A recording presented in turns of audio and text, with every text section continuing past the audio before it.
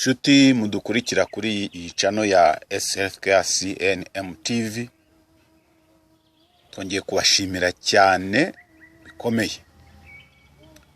Uburyo mukurikira ibyigisho dutanga, nubwo yenda benshi bagiye batubwira bati mwaradutengushye, ntabwo mugishyiraho ibyigisho byo mu Kinyarwanda, ariko tujya ngo tubabwire ngo ntabwo twabatengushye, ahubwo nuko hari abandi bantu nabo batumva Ikinyarwanda, bari barasabye ko twabashyiriraho ibyigisho kugira ngo bashobore gukurikira mu ndimi zitandukanye. Ubu ngubu iyo ugiye kuri channel yacu ugafungura ugifungura video, ukakanda ku ahantu hari akanyenyeri kari hejuru n'inyuguti ya ca ebyiri bisobanura ko ushobora kuzikandaho, noneho ukareba ko iyo video ishobora kuguha amagambo ari kuvugwa, ukayasoma. Noneho wabonaho kuri ca ebyiri byanze, kenshi ziba zizengurutswe n'ibara ry'umweru, ukajya ku iyo nyenyeri byegeranye ugakandaho, ikakwereka amagambo avuga ko ushaka ko iyo ubwayo igenda ikwereka amagambo, ndetse ugahitamo n'ururimi ushaka kurebamo ayo magambo. Icyo gihe iyo ubikoze gutyo, uhitamo ururimi ruri mu izo ndimi baberekanye ziri kuri list, none ukajya ureba video muri urwo rurimi ushatse wahisemo. Ibyo rero bituma hari benshi bari barazitiwe kubera ko twakoreshaga Ikinyarwanda gusa, noneho benshi bakatubaza batari ko kwisi hari abantu benshi baba bakeneye ibi byigisho mutanga, ariko iyo mubishyize mu rurimi rutari kuri liste y'izishobora guhindurwa, musa nkaho mukumiriye abantu benshi cyane kandi bari bakeneye kumenya ayo makuru. Ubwo rero izo comments nazo twarazubashye, niyo mpamvu twagiye dukora amavideo menshi mu rurimi rw'Icyongereza, kuko ari rworoshye cyane guhindura mu zindi ndimi umuntu ashatse. Niyo mpamvu ntabwo ari ukuvuga ngo ntabwo turi gushyira imbere ururimi rw'Ikinyarwanda, oya, ntabwo ari byo rwose, ahubwo nuko abantu benshi bari ku migabane y'isi itandukanye basabaga ko twashyira mu rurimi bashobora kuborohera, cyane cyane nk'abari mu Bushinwa bashaka kubira mu Gishinwa, ntabwo Ikinyarwanda bagendera mu rurimi rw'Igishinwa ngo bikunde. Abari muri za Amerika ntabwo Ikinyarwanda bagihindura mu Cyongereza ngo bikunde. Abari mu Buhindi nabo nuko, ndetse n'abari mu Burusiya n'ibihugu byegeranye n'Uburusiya n'i Burayi, indimi bakoresha zo biremewe ko uhindura mu Cyongereza, uvanye mu Cyongereza ugashyira mu urwo rurimi bakabona ibyo tuvuga. Noneho rero twihuse, hano murabona iki gishushanyo mubona kuri screen yanyu. Ni igishushanyo cyerekana inyama ikomeye cyane, igira uruhare rukomeye mu gutuma umuntu ashobora kubaho, cyangwa se iyo nyama yakora nabi, kubaho k'umuntu bikagorana. Yego, ubwo rero uretse iyo nyama hari ibintu tuzabigisha nabyo tugiye guhagurukira.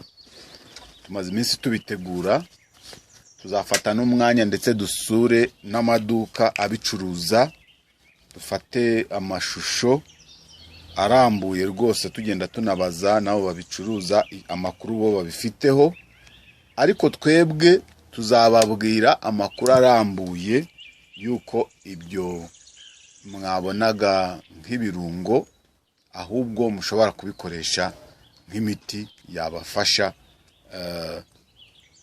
kwivura indwara zitandukanye.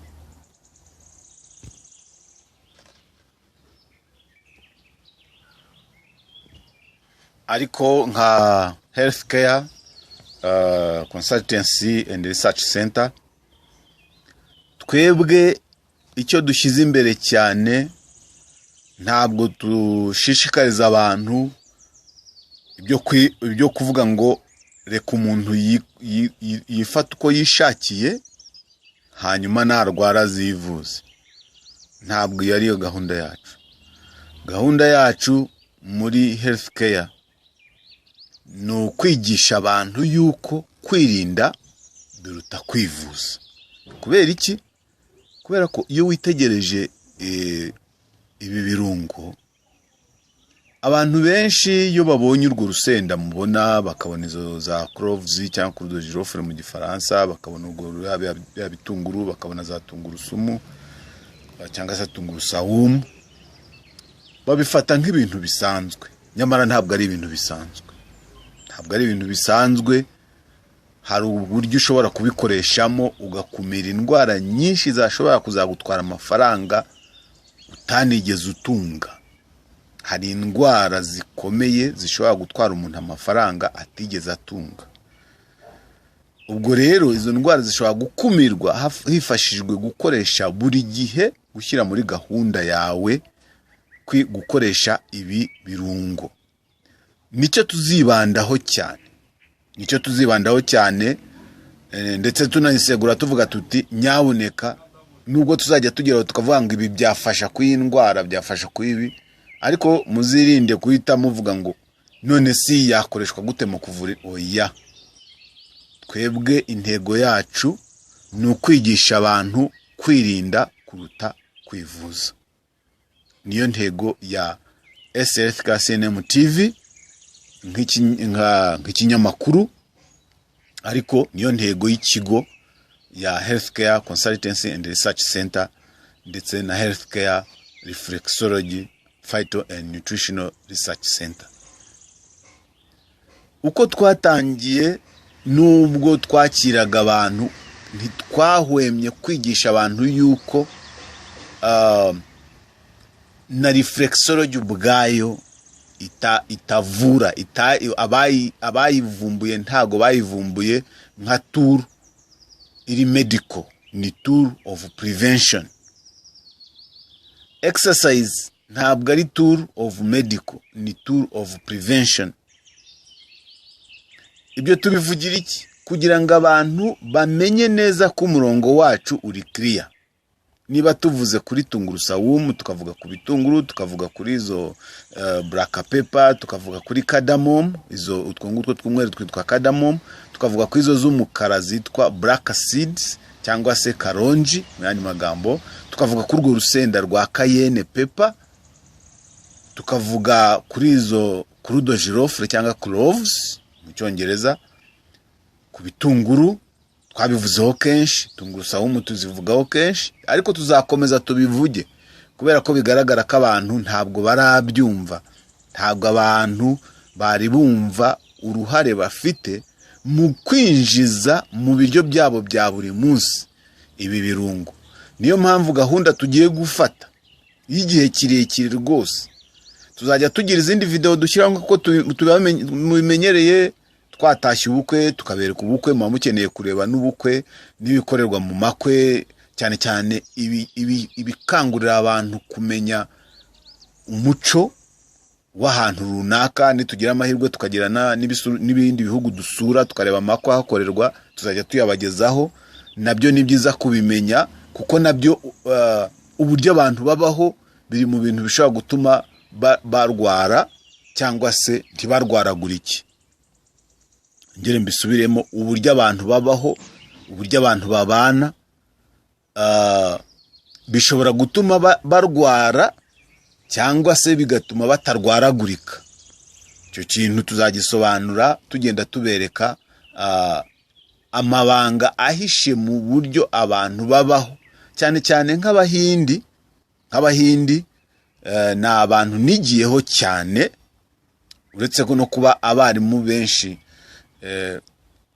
hari abarimu banyigishije b'Abahindi, nkaba naragize n'amahirwe yo kuganira nabo, nkaba narigeze kuba n'umukonsirita wabo mu bijyanye n'inyunganiramirire hano muri Kigali, ariko tukaba twaramenyanye nabo nanone aho nigaga i Nairobi, duhuriye kuri aho bakoreraga kuri mall ya hano yitwa Langata, muri mall hari cyangwa se inzu nini cyane wakita ko ari impuzamasoko, kuko harimo ama supermarket menshi bakoreragamo.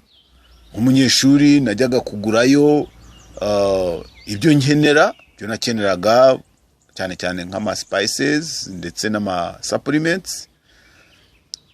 Tumenyanye nyuma baje gukora hano mu Rwanda, turakorana, ngiye gukora nk'umuconsultant wabo, sobanurira abantu bijyanye na food supplements icyo zimaze. Ubu rero gahunda tugiye gufata y'igihe kirekire, tuzajya dufata spice ikirungo kimwe tugikoreho nk'amavideo nk'atatu dusobanura buri kantu ku kandi, ibi bigize mu rwego rwa shimi, ubushakashatsi byakozweho naho byagiye bikoreshwa. Kugira ngo mubyumve neza, tuzadufata ikirungo tugisobanure ibikigize mu rwego rwa shimi n'ubushakashatsi byakozweho, ariko noneho nicyo byafasha kurinda umubiri w'umuntu kurwara, nicyo naho byakifashishwa mu gihe umubiri w'umuntu wamaze kurwara, byumvikane neza. Noneho naho bikoreshwa n'ingaruka bibagiraho. Ingaruka dushaka kugaragaza ni ingaruka nziza, good effects. Ingaruka nziza abo bantu bakoresha ibyo bintu bibagiraho ni izihe? Urugero, nk'izi spices ndi kubereka, izo z'umukara zitwa karonji, Abarabu n'Abahindi barazikoresha cyane, kuko zo bazifata nk'aho ari umwami w'ibirungo, uretse ko hari ikindi kirungo gihenda cyane cyitwa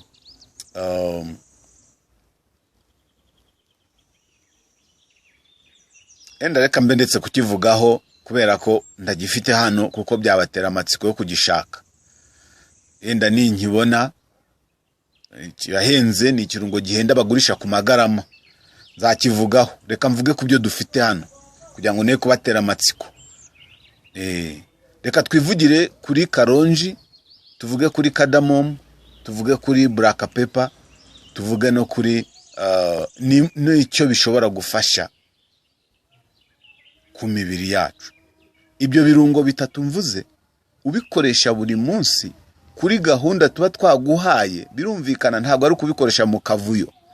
Nacyo cyumvikane neza. Hari abantu bumva bati bavuze ko ikirungo runaka gifasha kuri ibi, bagahita bafata kaho agiye gusimbura ubundi buryo buhari butegetswe bukoreshwa mu buvuzi. Ntabwo ari byo na gato. Niba tuvuze tuti karonji cyangwa black seeds ifasha kurinda diyabete, ikaba yafasha n'umurwayi wa diyabete uri ku miti kugira ngo ashobore kuyicunga neza, ikaba yafasha gutuma ibindi birwara byurira kuri diyabete bicika intege. Kumvikane neza, diyabete ntabwo ari indwara iza yonyine. Iyo urwaye diyabete ikurura izindi ndwara nyinshi. Kubera iki? Kuko ni indwara y'imikorere y'umubiri. Ni indwara yibasira uruganda rutunganya ibinyamasukari mu mubiri. Ni ukuvuga ngo iyo isukari itari gukoreshwa neza mu mubiri, umubiri ushobora kwangirika ibice hafi 90% bigize umubiri bitewe n'icyo kintu cyonyine. Niyo mpamvu diyabete ishobora gukurura indwara nyinshi cyane umuntu atabasha no kurondora muri iki cyigisho. Diyabete ishobora gutera ubuhumyi, diyabete ishobora gutera impyiko gupfa, diyabete ishobora gutera umutima kurwara, ugakora nabi. Diyabete ishobora gutuma imitsi yumva ipfa. Diyabete ishobora gutuma imitsi itwara amaraso yumagara nayo ikaziba ntikore. Diyabete ishobora gutuma umwijima ukora nabi, cyane ko umwijima ariyo nyama ishinzwe kubika ibinure, cyangwa se navuga ko ari iby'ibanze bigomba kuvamo isukari ikenerwa igihe habaye ngombwa, zitwa glucogen. Umwijima ni uzibika, ariko iyo sukari igashobora kubikwa no mu mikaya, ntabwo ari mu mwijima gusa. Ariko umwijima ukaba ariyo nyama ifite uruhare runini cyane mu gufasha umubiri gucunga ibitera imbaraga ndetse n'ibyubaka umubiri, kuko na proteine ubwazo niho amaside amine yihuriza kugira ngo ajye gukora proteine. Iyo wariye ibyo kurya harimo proteine, harimo zigomba gusenyuka, kuko ntabwo zishobora kwinjira mu mwijima zuzuye, zirasenyuka mu tuntu duto duto aritwo twitwa amino acids. Ibyo nabyo tuzagira igihe cyo kwigisha icyigisho cya amino acids nicyo zimara. Icyigisho turagifite, tuzakigisha. Gusa muzatwihanganira kuko ibyinshi tuzabyigisha mu Cyongereza, ariko nkuko nabisobanuye, kubihindura mu zindi ndimi biroroshye. Ujya kuri sese cyangwa caca ugahindura, ujya kuri ya nyenyeri byegeranye ugahindura, rwose ugashobora gushyira mu rurimi rukoroheye kumva rutakugora. Natwe bikadufasha gutuma ubutumwa bwacu bugera ku bantu benshi bashoboka, kuko nanone ntabwo twabizeza ko tuzafata content tukazishyira mu rurimi ruzagora abantu guhindura mu zindi ndimi, kandi dushaka kugira ngo ubutumwa dutanga bugere ku bantu benshi bashoboka ku isi bari ahantu hatandukanye. Ntabwo icyerekezo cyacu nka SRK TV ari ukwigisha abantu bumva ururimi rw'ikinyarwanda gusa. Oya rwose, icyerekezo cyacu ni ukubwira abantu batuye isi bose, kuko ariyo ntego y'umuremyi. Umuremyi yashyizeho gahunda y'uko abantu bagira ibyo bamenya, ariko bakabisangiza abandi bose bashoboka, abo byageraho bose bashoboka. Ni muri urwo rwego n'ibi ngibi, ibi birungo muri kubona, nubwo bimenyerewe mu bihugu bimwe na bimwe, cyane cyane mu Bahindi, ibihugu bituranye n'Ubuhindi n'Abarabu, nibo bamenyerewe, bazwiho cyane gukoresha ibi birungo turi kubereka. Ariko turagira ngo namwe aho muri hose, iki cyigisho tuzagishyira no mu Cyongereza kugira ngo abantu batumva ikinyarwanda bacyumve. Gusa twabikoze gutya kugira ngo tugishyire mu kinyarwanda, kugira ngo abantu bumve ko tutaretse gushyiraho content z'ikinyarwanda, ahubwo impamvu ari uko dushaka ko content zacu zigera ku bantu benshi bashoboka, cyane ko buri muntu wese akeneye kugira ubuzima bwiza. Ibyo birungo mubona imbere yanyu byitwa bay leaves, ibyo bibabi byitwa bay leaves. Tuzabigisha uburyo umumaro bifite ukomeye, ndetse muzasanga hari n'igihe ibyo biti mushobora kuba munabibona mukabicaho mukigendera, nyamara ari ibibabi buri muntu wese yagombye kugira mu rugo, bitewe n'impamvu tuzabigisha icyo bimara. Ubu ngubu aha ngaha ni nko kubakumbuza kugira ngo namwe mutangire mutekereze, ko mutari ko se ibi bintu ndi kubona kuki ntabyo ngira mu rugo, ariko se nabigira mu rugo ntasobanukiwe uko bikora. Healthcare TV niyo nshingano yacu. Tuzababwira uko ibi birungo mugenda mukabona mu masoko, mukabona mu supermarket, cyane cyane y'Abahindi, mukabyibazaho, ariko mukabona Abahindi babigura n'abandi bantu b'abanyamahanga. Ubwo ndi kuvuga abumva ikinyarwanda, kuko nzi neza ko abantu bakoresha ururimi rw'ikinyarwanda ibi birungo ndi kubereka ntabwo biri mu muco wabo, ndabivuga mbizi neza. Ariko icyo nshaka kubashishikariza nuko mugomba kubyinjiza mu mibereho yanyu, kubera impamvu yo kugira ngo bibafashe kubungabunga ubuzima. Impamvu y'ibi ngibi tubabwira ibi ngibi n'ukubera iki? Nuko byo bifite ubushakashatsi byakozweho bwimbitswe, kandi hakaba hari n'ibitabo bibivugaho bitandukanye n'ibyatsi abantu bakoresha ururimi rw'ikinyarwanda bakunda gukoresha. Hari ibyatsi abantu bakoresha ururimi rw'ikinyarwanda bakoresha, ariko bikaba bifite imbogamizi yuko nta bushakashatsi bwimbitse bwabikozweho. Icyo ni kimwe. Cya kabiri, doze yuko bikoreshwa nayo ntivugwaho rumwe, kubera ko nyine nta bashakashatsi babikozeho ubushakashatsi. Icyakora hari bimwe byakozweho ubushakashatsi, hari n'ibitabo bihari. Ndibuka hari igitabo kimwe nigeze gusoma cy'umugabo wakoze ubushakashatsi mu Bufaransa, umudokiteri yarasinziriye, yitwaga Pierre Claver Rwangabo. Nasomye igitabo cye, narebye ukuntu yakoze ubushakashatsi ku nyabarasanya. By the way, ndashimira n'abanyarwanda batangiye gukora ubushakashatsi, nk'umudamu umwe nabonye ukora amasabune mu nyabarasanya. Ni byiza. Nge nayikozeho ubushakashatsi igihe kirekire, nk'imyaka igera nko kuri 3 cyangwa 4, mu bihugu bitandukanye, mu gihugu cya Uganda ndetse no mu gihugu cy'u Burundi. Twayikozemo n'ama products menshi, harimo nitwa Bidaro 7, ndetse na Biden product nayo twakozeho. Ni products nk'ebyiri twakozeho zirimo umunyabarasanya. Ndashimira rero uwo umudamu nabonye ufite ubushake bwo gukoramo amasabune. Ni byiza, n'abandi bari bakwiye gukomeza. Ndetse IRST yari ifite produit bakoraga mu muravumba, ariko sinzi niba Nirida yarafashe uwo murage nayo ikaba izo products bakizikora. Ndetse hari na produit bakoraga yitwa Rusendina, nayikoresheje igihe kinini cyane ku bakiriya banjye.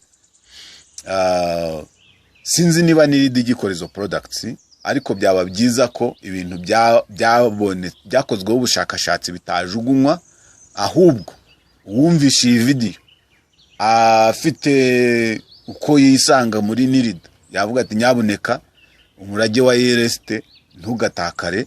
Ibintu IRST yagezeho by'ubushakashatsi mugerageze, mwongere, mubibyutse, ndetse mukore n'izindi products.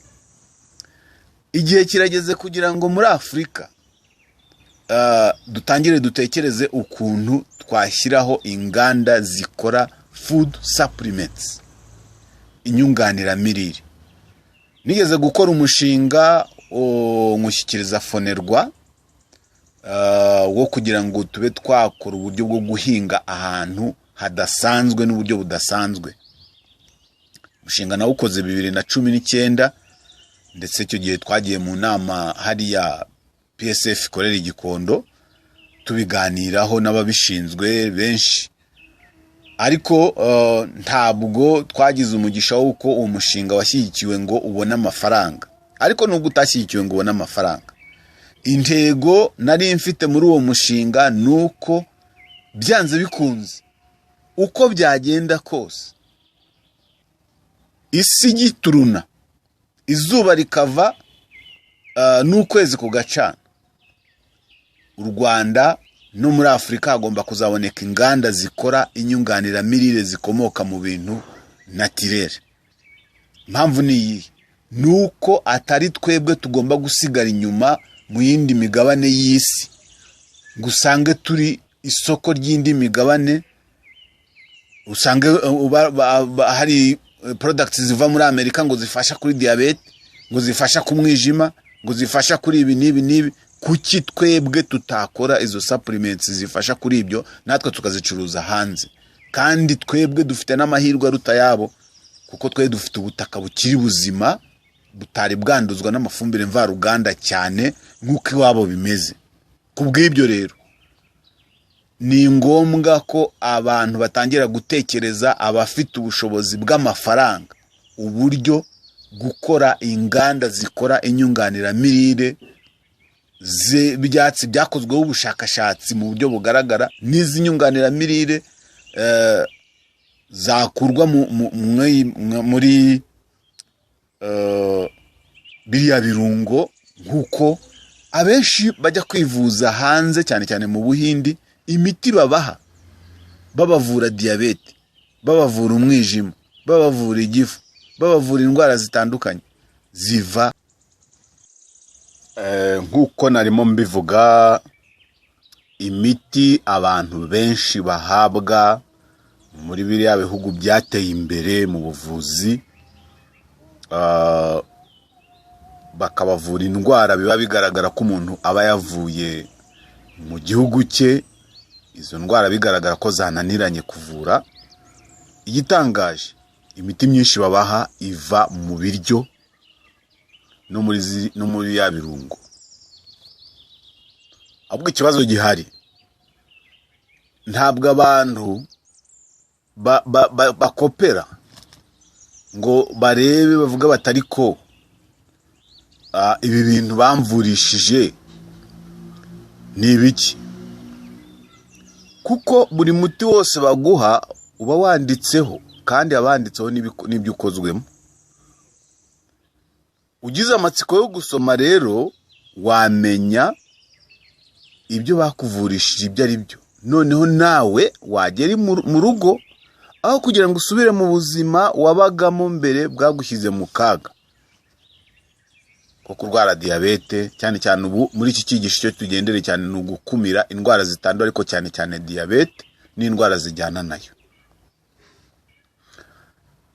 Ibyo birwara bijyana na diyabete ni byinshi kandi bikomeye, ariko umuntu ashobora kuzikumira bigashoboka. Imwe rero mu miti babaha igihe mwagiye kwivuza mu Buhindi, igihe mwagiye kwivuza mu bindi bihugu bitandukanye, ndetse buriya mwitegereje musomye neza mu ntuze mu miti isanzwe yo mu mafarumasi, buriya hafi 99% nayo iva mu bimera. Kubw'ibyo ibi birungo tubereka, ibi bitunguru murya buri munsi, ibi birungo by'Abahindi, urusenda, nyabuna gendana akagasenda mu mufuka, niwumva umutwe ukuriye gafata ugahekenyeho gato ukajundike, wumve ibitangaza biraba. Ejo bundi hari umuntu wadusuye mu rugo, tumubwira ibyiza bya kayene, aragerageza nayikoresha akiri aho mu rugo, ariko ibyo yabonye niwe wenyine watanga ubuhamya, kuko ngo ribaruwa riraye. Kayene pepa, uru rusenda mubona ntabwo ari urusenda nka ya piripiri murya, biratandukanye cyane, nta n'amahuriro. Uru rusenda mubona ni umuti ukomeye cyane, ushobora kurinda n'indwara ikomeye iri guhitana abantu benshi muri iki gihe, indwara yitwa stroke, guturika kw'imitsi yo mu mutwe. Uru rusenda rushobora kuyirinda cyangwa rukayikumira igihe igiye kuba. Kubera iki? Tuzabibasobanurira. Ubu hano ni ukubatera amatsiko, ariko niba urwara umuvuduko ukabije, jya ugendana akagasenda, igihe wumva umutwe utangiye kukurya bikomeye, ugahekenyeho akantu gato ujundike, wumve ibibu, ubundi ugendane n'amazi. Agasenda ukakagendana, ubundi ukagendana n'amazi.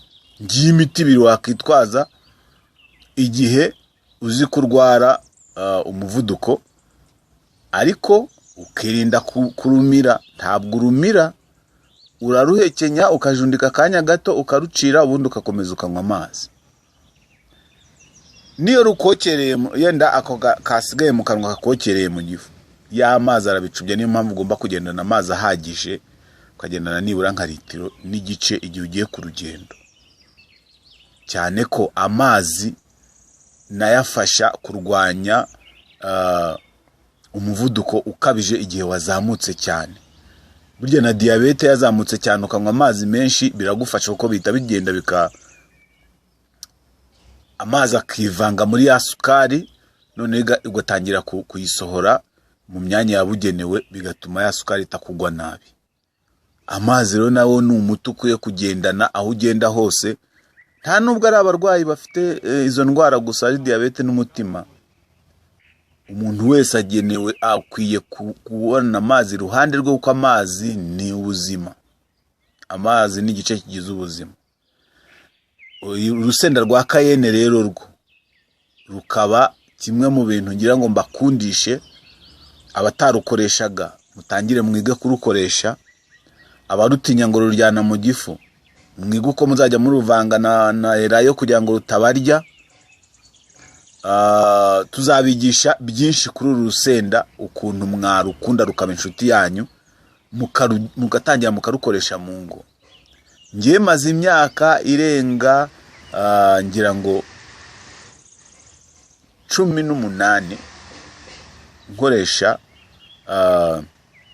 kayene mu buzima bwanjye. Ntabwo nyikoresha cyane ngo ndye rwinshi, nshobora no gufata agatete kamwe nkagarya ku biryo,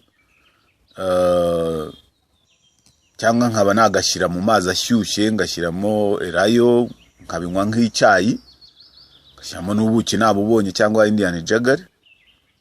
Ariko cyo nababwira ngo ubuhamya kayene ifite ni burebure. Ni burebure cyane. Nibi birungo bindi tuzababwira amabanga bifite, nk'iriya black pepper tuzababwira amabanga ifite, cardamom tubabwira amabanga ifite, black seed tubabwira amabanga ifite, bay leaves tubabwira amabanga ifite, n'ibindi tutashoboye kubereka ahangaha. Tuzababwira amabanga bihishe kandi agenewe mwe kugira ngo mugire ubuzima bwiza. Nongere mbisubiremo, abantu bagize amahirwe yo kugera mu Buhindi, baba baragiye bagiye kwiga, baba baragiye bagiye yenda kuzindi impamvu, cyangwa se baragiye kubera impamvu zitari nziza, bagiye barwaye bagiye kwivuza, hari ibyo mwahabonye uburyo babaho. Bari abantu ni benshi, ariko ubwinshi bwabo ntacyo bubatwaye, kuko ni imbaraga. Noneho kugira ngo bidahinduka ikibazo, buri muturage wabo yigishwa uburyo bwo kwirinda, kugira ngo, kuko kwivuza, reba abantu barenze 1.5 miliyari babayeho nk'uko abanyafurika babaho, bakajya bategereza kuzarwara ngo bivuze, ntabwo bazabona amafaranga yo kwivuza. Hari n'abadafite ubushobozi bwo kwivuza. Ariko umuco wo kwirinda buri wese arawuzi, n'umukene wo hasi arawuzi. Uwo ni wo muco dukwiye kwigana natwe, kuko nta bukungu dufite buhambaye bwo kuvuga ngo umuntu wese afite ubushobozi bwo kwivuza indwara ikomeye. Ntabwo.